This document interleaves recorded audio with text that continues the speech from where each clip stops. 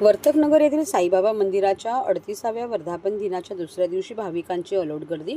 संस्थापक अध्यक्ष स्वर्गीय बळीराम निंबाळकर यांनी उभारलेल्या साईबाबा मंदिराचा 38वा वर्धापन दिन मोठ्या उत्साहात सुरू असून काल रविवारी वर्धापन दिनाचा दुसरा दिवस होता। यावेळी भाविकांनी प्रचंड गर्दी केली होती। अर्ध वर्तकनगर हे रोषणाईने न्हाऊन निघाले होते। मंदिराच्या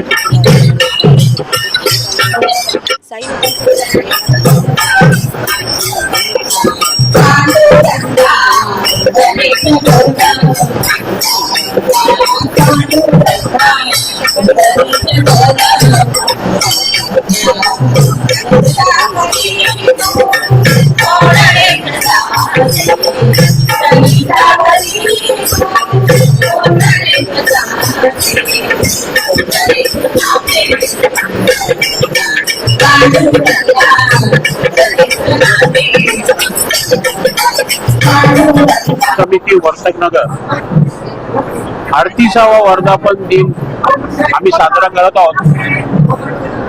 मंडळाचे संस्थापक अध्यक्ष बळीराम वासुदेव निंबाळकर यांच्या स्मृतीला अभिवादन करून आम्ही हा वर्धापन दिन साजरा करत आहोत।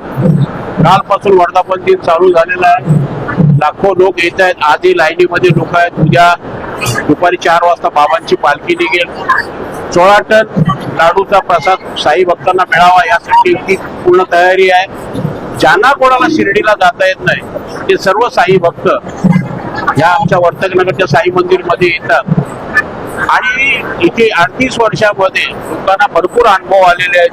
लोकांना बाबांचं दर्शन मिळालेलं आहे। काही लोकांचे अनेक अनुभव आहेत आणि म्हणून लोकांच्या श्रद्धेने या ठिकाणी येतात। इथे नागदेवतेचं मंदिर आहे। इथे शनी महाराज, मारुती, नागदेवता, महापुरुष या सर्व देवता असून या ठिकाणी आम्ही सांस्कृतिक देखील कार्यक्रम कालपासून चालू आहे। लोकांना प्रसाद मिळतोय।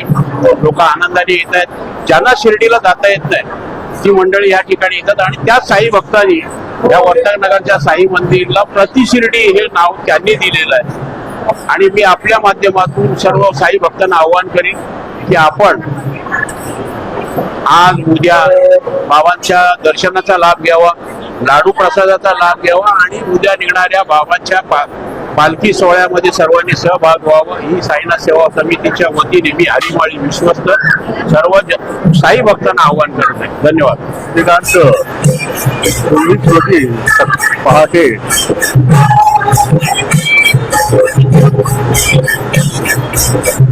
पहाटेपासून पूजा अर्चनेचे कार्यक्रम चालू झालेले आहे।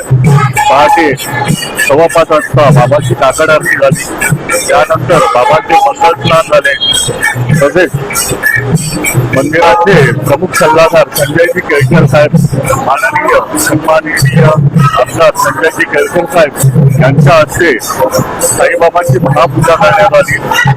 तसेच त्यांना मंदिरातर्फे त्यांचा सत्कार करण्यात आला। अशा प्रकारे दिवसाची सुरुवात झाली। त्याच्यानंतर जवळजवळ 24 तारखेपासून दत्तयाग यज्ञ चालू झालेला असून दत्तयागाचा दुसरा दिवस असून उद्या पूर्ण आमतीचा कार्यक्रम संपन्न होणार आहे।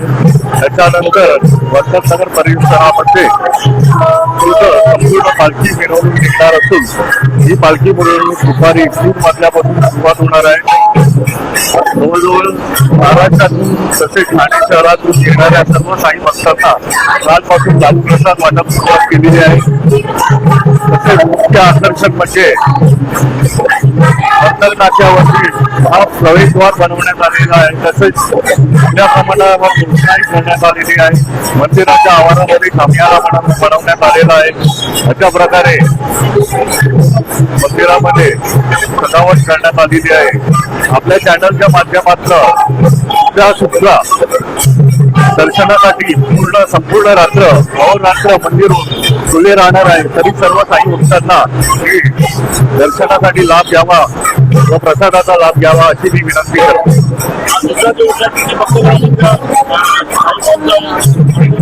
सुमारे काल जवळजवळ 25,000 ते 30,000 लोकांनी दर्शनाचा लाभ घेतला। आज सुद्धा तोच आकडा असेल त्याच्यापेक्षा जास्त आकडा असू शकतो कारण आज रात्री 12 वाजेपर्यंत मंदिर खुलं राहणार आहे. त्याच्यानंतर काकड आरती होईल व त्या सकाळी पहाटे 5 वाजता मंदिर खुले होईल. त्यानंतर काकड आरती होईल. सकाळी बाबांचे मंगल स्नान झाल्यानंतर दत्तयागाचा उद्या 3रा दिवस असून जवळजवळ 12:30 वाजता पूर्णाहुतीचा कार्यक्रम झाल्यानंतर संपूर्ण परिसरात पालखी मिरवणूक सोहळा निघणारच आहे. अशा प्रकारे दर्शनासाठी सर्व भक्तांनी यावे आणि दर्शनाचा लाभ घ्यावा ही मी आपल्याला विनंती करतो. सर्वप्रथम मी सर्व साई भक्तांचे इथे मनापासून स्वागत करतो. बळीरायांची उणीव फार आम्हाला भासते. 38वा वर्धापन दिन आहे. मोठ्या थाटामाटात नेहमीच्या दरवर्षी होणाऱ्या उत्साहानेच होतोय तो. यावेळी पण भाविकांची गर्दी यावेळी पण मोठ्या प्रमाणावर आहे. बाईंनी चालू केलेली प्रथा परंपरा आणि तो लाडूचा प्रसाद यावेळी आम्ही तसंच ठेवलेला आहे. त्यात कुठलाही बदल झालेला नाही. आणि सर्व ठाणेकर आणि तमाम महाराष्ट्रातील साई भक्तांना मी आवाहन करतो आपल्या माध्यमातून की उद्याचा एक दिवस आहे आपल्या पालखीचा, तर सर्वांनी येऊन साईबाबांचे दर्शन घ्यावे, आशीर्वाद घ्यावा आणि हा उत्सव आणखी मोठा होईल यासाठी प्रयत्न करावे.